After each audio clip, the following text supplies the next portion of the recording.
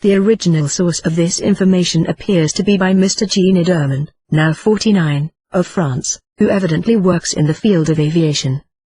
He claims to have been a military jet pilot, air traffic controller and airport manager, and to have a master's in economics. He also claims to have had a number of anomalous experiences since the age of 6, which later included a number of UFO sightings and ET contacts. He writes, after having learned how to mentally project myself to a place in the presence of benevolent extraterrestrials, I received the following message. Translated from French into English by Dan Drayson, a Marin-based filmmaker and researcher. Each one of you wishes to exercise your free will and experience happiness. Your free will depends upon the knowledge you have of your own power. Your happiness depends upon the love that you give and receive. Like all conscious races at this stage of progress, you may feel isolated on your planet. This impression gives you a certain view of your destiny. Yet you are at the brink of big upheavals that only a minority is aware of.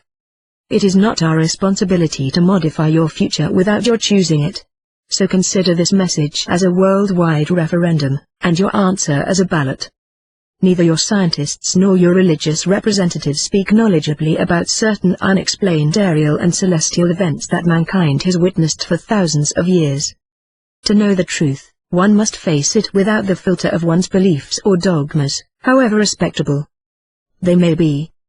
A growing number of anonymous researchers of yours are exploring new paths of knowledge and are getting very close to reality.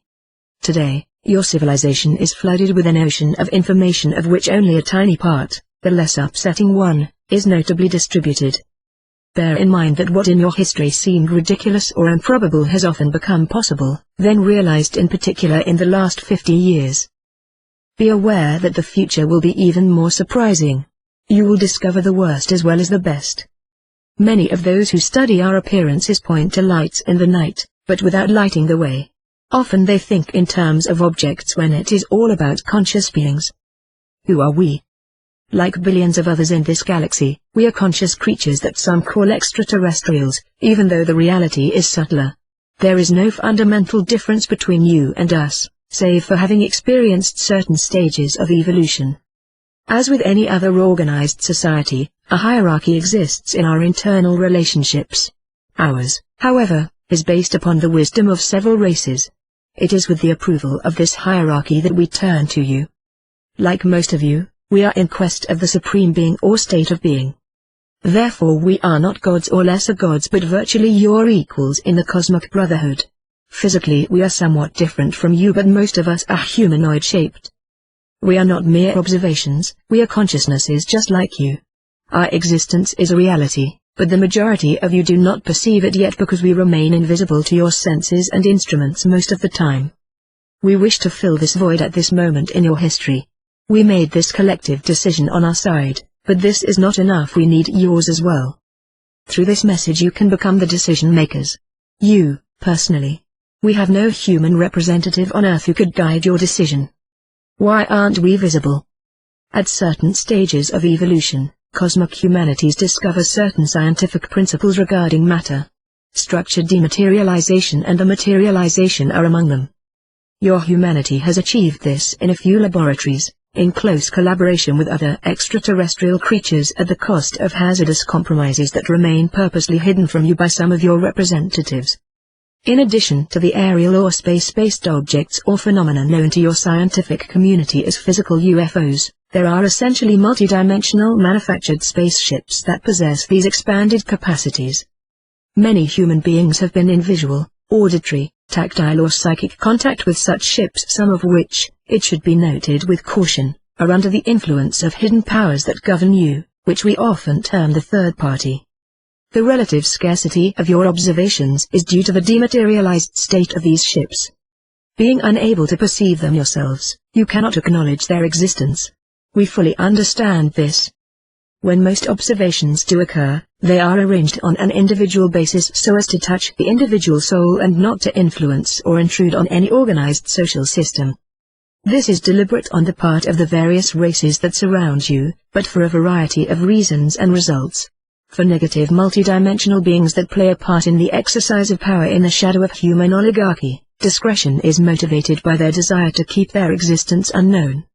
For us, discretion has been motivated by the respect of the human free will that people can exercise to manage their own affairs so that they can reach technical and spiritual maturity on their own. However, humankind's entrance into the family of galactic civilizations is greatly expected.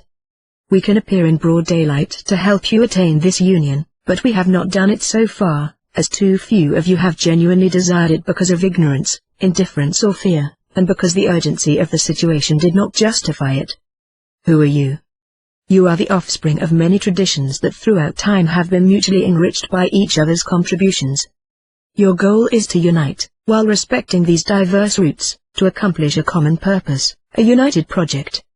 The appearances of your cultures help keep you separated because you give them far greater importance than you give your deeper beings. Shape, or form, has been deemed more important than the essence of your subtle nature. For the powers in control, this emphasis on differences of form constitutes a bulwark against any form of positive change. Now you are being called on to overcome the identification with form while still respecting it for its richness and beauty. Understanding the consciousness behind form allows us to love all humans in their diversity. Peace does not mean simply not making war, it consists in becoming what you, collectively, are in reality, a fraternity. The solutions available to achieve this are decreasing, but one that could still catalyze it would be open contact with another race that would reflect the image of what you are in a deeper reality. Except for rare occasions, our past interventions intentionally had very little influence on your capacity to make collective and individual decisions about your own future. This was motivated by our knowledge of your deep psychological mechanisms. We reached the conclusion that freedom is built every day as a being becomes aware of himself and of his environment, getting progressively rid of constraints and inertias, whatever they may be. However, despite the actions of numerous brave and willing human souls, those inertias have been successfully maintained for the benefit of a growing, centralized power. What is your situation? Until recently, mankind lived in satisfactory control of its decisions. But it is losing more and more the control of its own fate, partly because of the growing use of advanced technologies that affect your body as well as your mind and will eventually have irreversibly lethal consequences for earthly and human ecosystems. Independently of your own will, your resilience will artificially decrease and you will slowly but surely lose your extraordinary capacity to make life desirable. Such plans are on their way. Should a collective reaction of great magnitude not happen, this individual power is doomed to vanish. The period to come shall be one of rupture. This break, however, can be a positive break with the past as long as you keep this creative power alive in you, even if it cohabits, for the time being, with the dark intentions of your potential lords. What now? Should you wait for the last moment to find solutions? Should you anticipate or undergo pain? Your history has never ceased to be marked by encounters between peoples whose discovery of one another occurred in circumstances of conflict and conquest.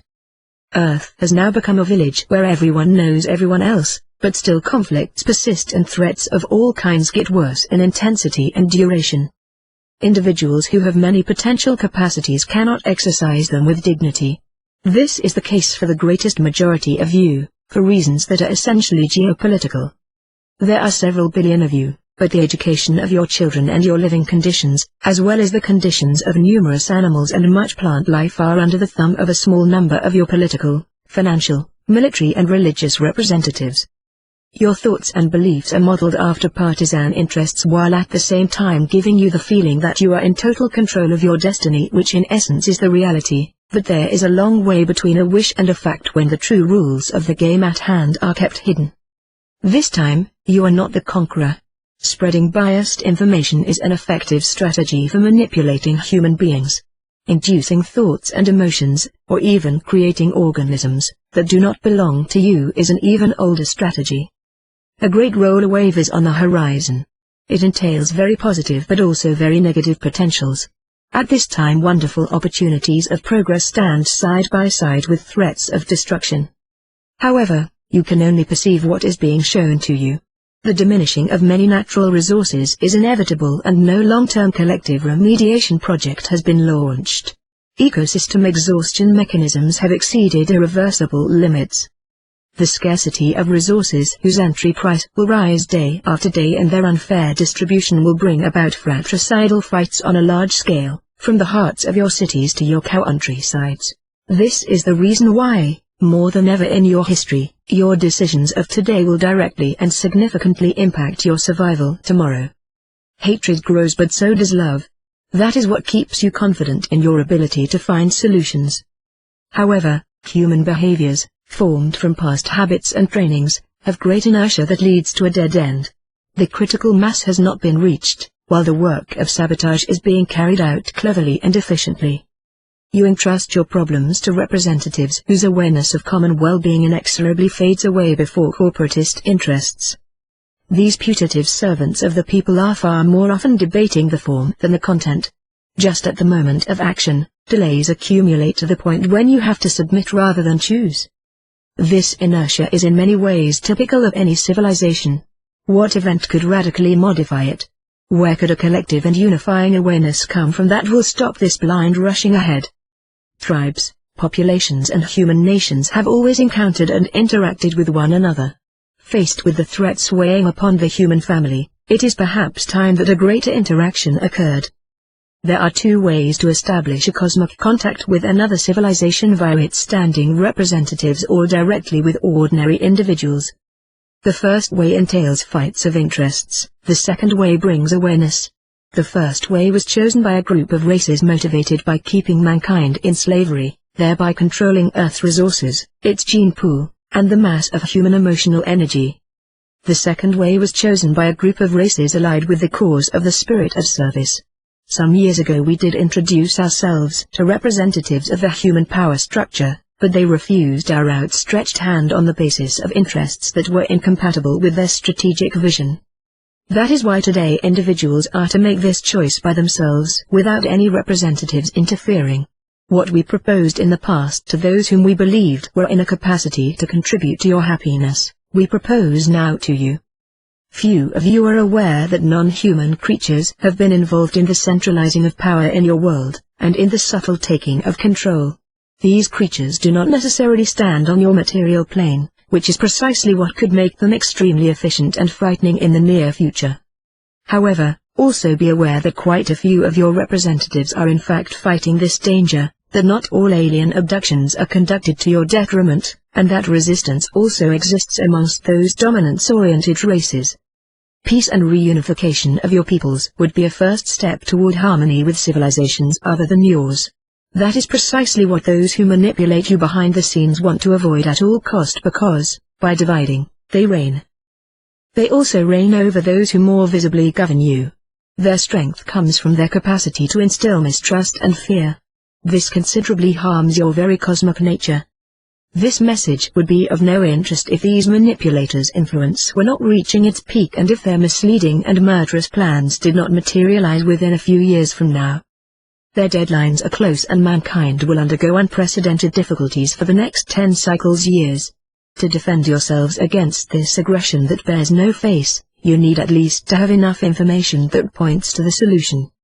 Here again, appearance and body type will not be enough to tell the dominator from the ally. At your current state of psychic development, it is extremely difficult for you to distinguish between them. In addition to your intuition, training will be necessary when the time has come. Being aware of the priceless value of free will, we are inviting you to an alternative. What can we offer? We can offer you a more holistic vision of the universe and of life, constructive interactions, the experience of fair and fraternal relationships, liberating technical knowledge, eradication of suffering, controlled exercise of individual powers, access to new forms of energy, and, finally, a better comprehension of consciousness. We cannot help you overcome your individual and collective fears, or bring you laws that you would not have chosen. You must also work on your own selves, apply individual and collective efforts to build the world you desire, and manifest the spirit to quest for new skies. What would we receive? Should you decide that such a contact take place, we would rejoice over the safeguarding of fraternal equilibrium in this region of the universe, fruitful diplomatic exchanges, and the intense joy of knowing that you are united to accomplish what you are capable of. The feeling of joy is strongly sought in the universe, for its energy is divine. What is the question we ask you? Do you wish that we show up? How can you answer this question? The truth of soul can be read telepathically, so you only need to clearly ask yourself this question and give your answer as clearly, on your own or in a group, as you wish. Being in the heart of a city or in the middle of a desert does not impact the efficiency of your answer. Yes or number. Just do it as if you were speaking to yourself but thinking about the message. This is a universal question, and these mere few words, put in their context, have a powerful meaning. This is why you should calmly think about it, in all conscience. In order to perfectly associate your answer with the question, it is recommended that you answer after another careful reading of this message. Do not rush to answer. Breathe and let all the power of your own free will penetrate you. Be proud of what you are. Then do not let hesitation get in the way. The everyday problems that you may have can weaken you. To be yourselves, forget about them for a few minutes. Feel the force that springs up in you. You are in control of yourselves. A single thought, a single answer can drastically change your near future, in one way as in another. Your individual decision of asking in your inner self that we show up on your material plane and in broad daylight is precious and essential to us. Even though you can choose the way that best suits you, rituals per se are essentially useless. A sincere request made with your heart and your own will always be perceived by those of us to whom it is sent. In your own private polling booth of your secret will, you will determine the future. What is the lever effect? This decision should be made by the greatest possible number among you, even though it might seem like a minority. It is recommended to spread this message, in all envisageable fashions, in as many languages as possible, to those around you, whether or not they seem receptive to this new vision of the future. Do it using a humorous tone or derision if that can help you. You can even openly and publicly make fun of it if it makes you feel more comfortable, but do not be indifferent, for at least you will have exercised your free will. Forget about the false prophets and the beliefs that have been transmitted to you about us. This request is one of the most intimate that can be asked to you. Making a decision by yourself, as an individual, is your right as well as your responsibility. Passivity only leads to the absence of freedom. Similarly, indecision is never efficient. If you really want to cling to your beliefs, which is something that we understand, then forcefully say number. If you do not know what to choose, do not say yes because of mere curiosity. This is not a show, this is real daily life. We exist. We are alive. Your history has had plenty of episodes when determined men and women were able to influence the thread of events despite their small number. Just as a small number is enough to take temporal power on Earth and influence the future of the majority, a small number of you can radically change your fate as an answer to the impotence in face of so much inertia and so many hurdles. You can ease mankind's birth to brotherhood. One of your thinkers once said, "Give me a handhold and I'll raise the earth." Spreading this message will then be the strengthening of the handhold. We will be the light years long lever and you will be the craftsman to raise the earth as a consequence of our appearance. What would be the consequences of a positive decision?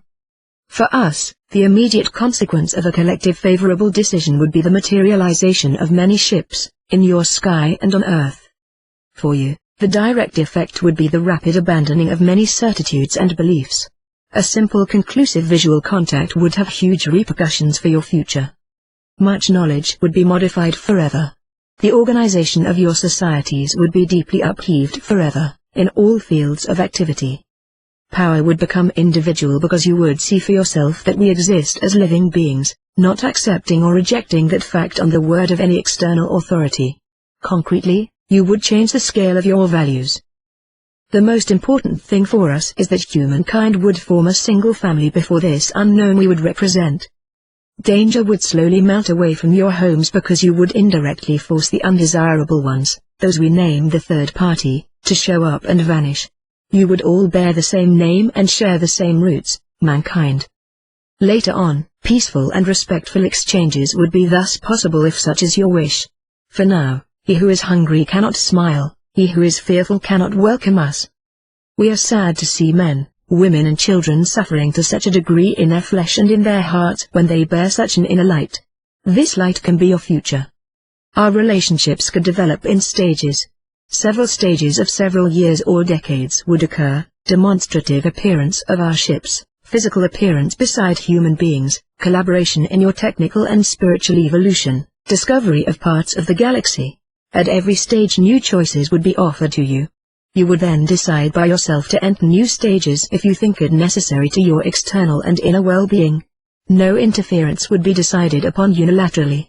We would leave as soon as you would collectively wish that we do. Depending upon the speed to spread the message across the world, several weeks, or even several months will be necessary before our great appearance, if such is the decision made by the majority of those who will have used their capacity to choose, and if this message receives the necessary support. The main difference between your daily prayers to entities of a strictly spiritual nature and your current decision is extremely simple: we are technically equipped to materialize. Why such a historical dilemma? We know that foreigners are considered as enemies as long as they embody the unknown. In a first stage, the emotion that our appearance will generate will strengthen your relationships on a worldwide scale. How could you know whether our arrival is the consequence of your collective choice? For the simple reason that we would have otherwise shown up long ago at your level of existence. If we are not there yet, it is because you have not made such a decision explicitly. Some among you might think that we would make you believe in a deliberate choice of yours so as to justify our arrival, though this would not be true.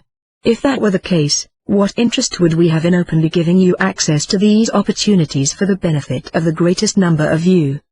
How could you be certain that this is not yet another subtle maneuver of a third party to better enslave you? Because one always more efficiently fights something that is identified than what is kept hidden. Isn't the terrorism that corrodes you a blatant example? Whatever, you are the sole judge in your own heart and soul. Whatever your choice, it would be respectable and respected. In the absence of human representatives who could potentially seduce into error, you ignore everything about us as well as from about those who manipulate you without your consent. There seems to be some text missing in the translation here. In your current situation, the precautionary principle that consists in not trying to discover us no longer prevails. You are already in the Pandora's box that the third party has created around you. Whatever your decision may be, you will have to get out of it. In the face of such a dilemma, one ignorance against another, you need to ask your intuition. Do you want to see us with your own eyes, or simply believe what your authorities say? That is the real question. After thousands of years, one day this choice was going to be inevitable, choosing between two unknowns. Why spread such a message among yourselves? Translate and spread this message widely. This action will affect your future in an irreversible and historical way at the scale of millennia. Otherwise, it will postpone a new opportunity to choose until several years later, at least one generation, if that generation can survive. Not choosing stands for undergoing other people's choice. Not informing others stands for running the risk of obtaining a result that is contrary to one's expectations. Remaining indifferent means giving up one's free will. It is all about your future. It is all about your evolution. It is possible that this invitation will not receive your collective assent and will be disregarded. Nevertheless, no individual desire goes unheeded in the universe. Imagine our arrival tomorrow. Thousands of ships. A unique cultural shock in today's mankind's history. It will then be too late to regret not making a choice and spreading the message, because this discovery will be irreversible. We do insist that you do not rush into it, but do think about it and decide. The big media will not necessarily be interested in spreading this message. It is therefore your task, as an anonymous yet an extraordinary thinking and loving being, to transmit it. You are still the architects of your own fate. Do you wish that we show up?